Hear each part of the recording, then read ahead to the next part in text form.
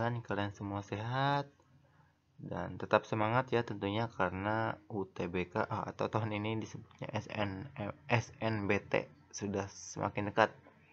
Nah, di video kali ini saya sudah menyiapkan beberapa buah soal diambil dari sebuah teks, dan ini sudah saya reduplikasi sedemikian rupa menyerupai atau mirip dengan soal-soal UTBK di tahun lalu ya, di tahun 2022.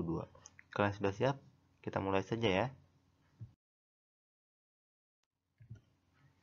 Ya, ini sudah saya siapkan sebuah teks, bisa kalian post dulu atau bisa di print screen ya, atau di screenshot gitu untuk mengulang membaca teksnya, karena kadang kita perlu membaca ulang walaupun tidak selalu sih ya. Jadi silakan di post dulu boleh. Ini soal pertama yang berkaitan dengan teks tadi. Soalnya menanyakan mengenai judul ya, judul yang tepat untuk teks tersebut. Oke, sebelum kita bahas ke dalam pembahasan soal, izinkan saya menjelaskan sedikit ya materi mengenai syarat judul, syarat menentukan sebuah judul dari sebuah teks ya. Walaupun sebenarnya ini sudah pernah saya bahas, tapi tidak ada salahnya saya bahas ulang. Siapa tahu kalian baru nonton channel saya. Nah, ada 5 ya kurang lebih syarat menentukan sebuah judul teks. Yang pertama, judul itu harus menggambarkan isi dari teksnya. Maksudnya apa ya? Jadi harus sesuai gitu.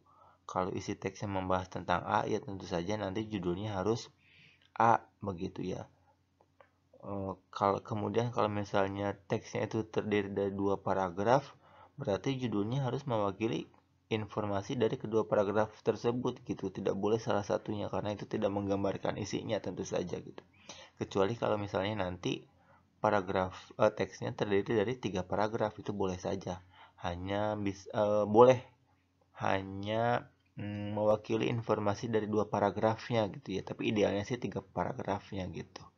Kemudian judul itu juga harus menarik ya. Menarik itu apa maksudnya? Menarik itu ya menarik minat orang untuk membaca teksnya, provokatif, harus benar-benar menarik, kesan pertamanya harus bagus seperti itu. Kemudian singkat, berbentuk frasa saja, tidak boleh berbentuk kalimat atau berpola subjek, predikat, objek ya, tidak perlu seperti itu. Kemudian spesifik itu bersifat khusus, tidak terlalu umum ya. Kenapa? Karena kalau judulnya terlalu umum, nanti sulit dibedakan dengan tema nantinya. Kenapa? Karena tema sendiri sifatnya itu umum gitu, lebih umum dari pada judul begitu. Kalau judul itu spesifik, khusus membahas apa saja yang ada di dalam teksnya seperti itu. Kemudian logis itu masuk akal. Maksudnya ya sesuai gitu, tidak boleh melebih-lebihkan gitu, tidak boleh ternyata tidak sesuai gitu, tidak logis antara judul dengan isi teksnya. Itu kurang lebih 5 syarat untuk menentukan judul atau 5 ciri judul ya, boleh disebut seperti itu. Teksnya. Oke, oh ya, kalian tadi jangan lupa juga harusnya mempost atau men-screenshot pilihan jawabannya ya. Tadi ya ada 5 pilihan jawaban sudah saya siapkan. Pilihan ganda A tadi seperti ini, Jaipong sebagai kesenian tradisional khas Jawa Barat. Nah, di sini ada 2 aspek sebetulnya yang dibahas di judul yang ada di pilihan ganda A ya, yaitu mengenai tari Jaipongnya tentu saja, dan mengenai Jawa Barat ya. Kalau kita lihat sebetulnya seperti ini. Mudahnya sebetulnya ini trik mudah, tips mudah untuk kalian.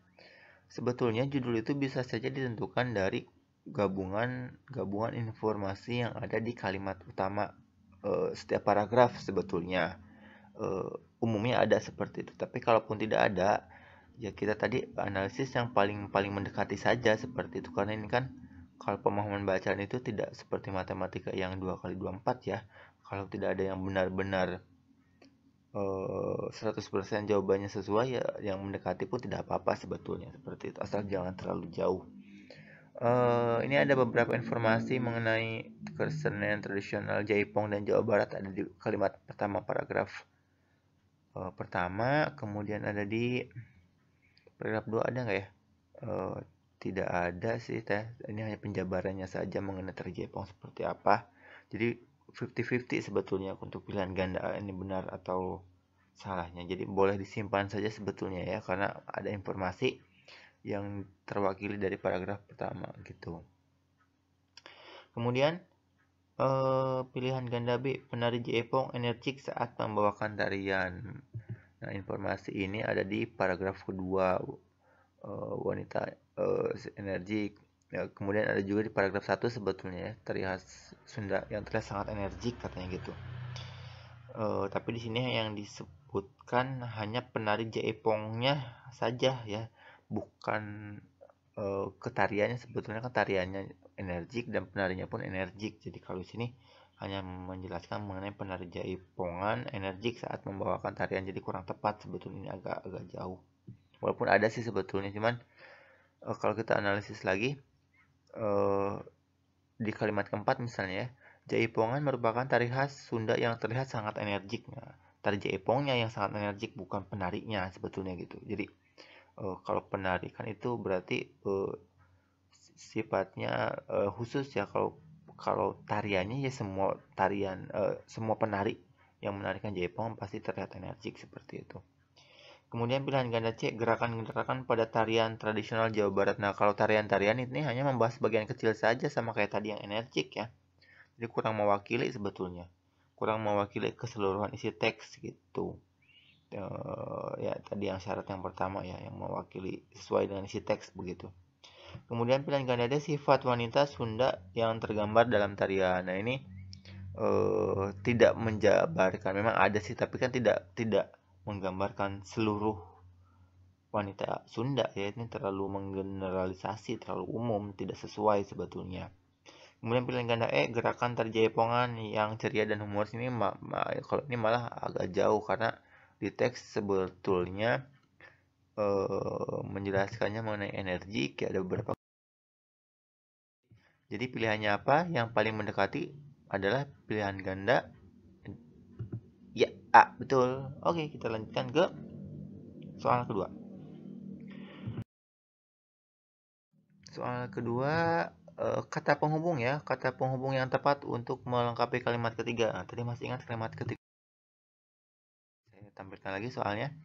Nah, di sini kalimat ketiganya ada bagian yang rumpang ya, bagian yang kosong.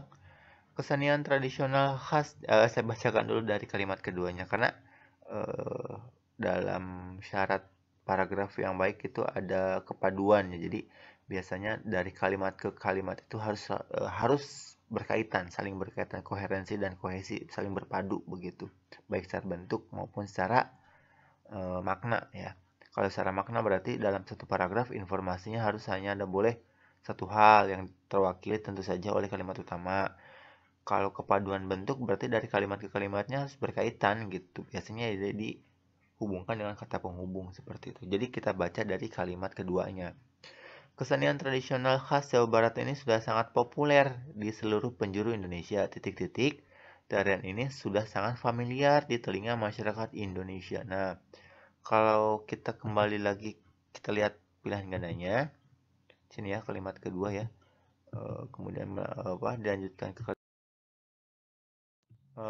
mana yang cocok nih, mana yang sesuai gitu. Sebetulnya bisa saja saya sampaikan materi mengenai kata penghubung, tapi nanti kalian lama, karena kan UTBK atau SNMPT ini kan kalian istilahnya berpacu dengan waktu ya. Jadi yang penting kalian harus berpikir yang realistis, yang logis, yang masuk akal kira-kira, atau bisa disiasati mana yang enak, yang masih nyambung gitu ya. Kita coba satu persatu deh ya, supaya kalian istilahnya bisa menyelesaikan soal ini tanpa berpikir gitu, karena nanti pengerjaannya kan berpacu dengan waktu. Tadi kita harus sangat cepat gitu pengerjaannya. Coba kita pilih pilihan ganda, kita masukkan kesenian tradisional khas Jawa Barat. Kesenian tradisional khas Jawa Barat ini sudah sangat populer di seluruh penjuru Indonesia. Padahal tarian ini sudah sangat familiar. Nah, ini tidak nyambung ya, karena jadi bertentangan sebetulnya. Jadi bukan pilihan ganda A. Coba sekarang kita ke pilihan ganda B. Kesenian tradisional khas Jawa Barat ini sudah populer di seluruh penjuru Indonesia. Bahkan tarian ini sudah sangat familiar. Nah, ini penambahan fungsinya sebetulnya memang nyambung ya. Kalau yang lain C, D, dan E itu jadi rancu sebetulnya. Kalau tidak percaya nanti kalian boleh coba deh satu persatu ya. Ini untuk mengefektifkan waktu saja, pilihan gandanya jawabannya yang benar adalah pilihan ganda B. Kemudian kalimat soal ketiga. Kalimat yang tidak berhubungan. Ini sering muncul juga kalimat yang tidak berhubungan atau kadang dimunculkannya itu soalnya itu kalimat yang sumbang atau kalimat yang rancu, yang tidak nyambung begitu ya dengan isi teks gitu. Teksnya lagi. Nah, untuk soal-soal yang menanyakan kalimat yang tidak padu, tidak nyambung, yang tidak berhubungan itu hindari jawaban kalimat satu ya. Kenapa? Karena kalimat satu itu biasanya kalimat utama, nggak mungkin gitu. Kenapa nggak mungkin ya? Orang informasi utamanya ada di kalimat ke-1 begitu. Jadi pasti salah. Jawaban kalimat ke-1 itu nggak mungkin, nggak nyambung ya, tidak mungkin ya begitu. Pilihan ganda B kalimat kedua. Nah, kita tinggal sambungkan saja informasinya masih nyambung nggak dengan kalimat sebelumnya atau dengan kalimat setelahnya ya. Jadi kan kita sudah bahas kalimat kedua dan kalimat ketiga tadi nyambung ya, dan ya dihubungkan dengan kata penghubung bahkan. Jadi ya berarti kalimat 2 pun sesuai karena berhubungan, karena tidak mungkin ada dua kalimat yang tidak berhubungan dengan teks sebetulnya. Oke, jadi kalimat 2 pun tidak mungkin. Kemudian kalimat 4 ini kita analisis ya. Jaipongan merupakan tari khas Sunda yang terlihat sangat energik. Nah, ini nyambungnya ke kalimat kelima ya, sehingga gitu dilanjutkan, sehingga tak jarang aksi para penari jaipong akan membuat tertawa para penontonnya begitu. Jadi 4, 5 ini berkaitan gitu, nyambung. Kemudian kalimat ke-8. Nah, kalimat ke-8 ini, tarian ini merupakan gabungan dari gerakan pencaksilat, wayang golek, topeng, banjet, dan kesenian asal Karawang lainnya. Di sini disebutkan asal Karawang lainnya, padahal di teks sebelumnya tidak ada yang menyebutkan kalau tari jaipong ini berasal dari Karawang. Walaupun iya, tapi di teksnya tidak ada ya. Jadi ini tidak nyambung, agak loncat informasinya. Kalimat 8. Kalimat 10 nanti kalian cek saja sendiri ya.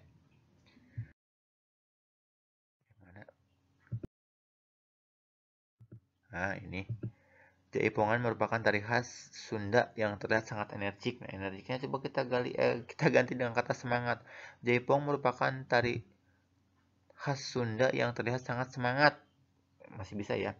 Kalau sangat lincah itu juga bisa. Sangat cekatan itu agak jauh, sangat tangkas, sangat gerakan lebih jauh lagi.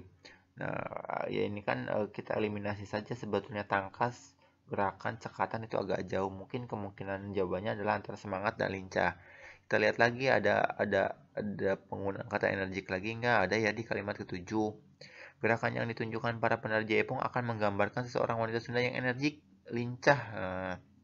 Ini sih, lincahnya ada nih ya, energik, lincah. Berarti energi dan lincah itu berbeda. Yang betul berarti oke. Terakhir, kesalahan penggunaan tanda baca. Nah, ini kalian harus paham penggunaan tanda baca, atau kalau misalnya masih remang-remang gitu ya, kalian bisa membuka-buka lagi materi mengenai EBI ya, ejaan bahasa Indonesia.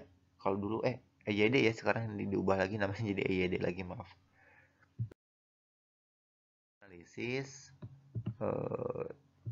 kesalahannya ada di kalimat kelima sebetulnya, ada penggunaan koma sebelum akan. Sebetulnya tidak usah ya, karena tanda koma itu kalau mau digunakan sebelum kata penghubung hanya boleh digunakan sebelum kata penghubung tetapi, sedangkan, melainkan. Selain itu tidak. Oke. Ke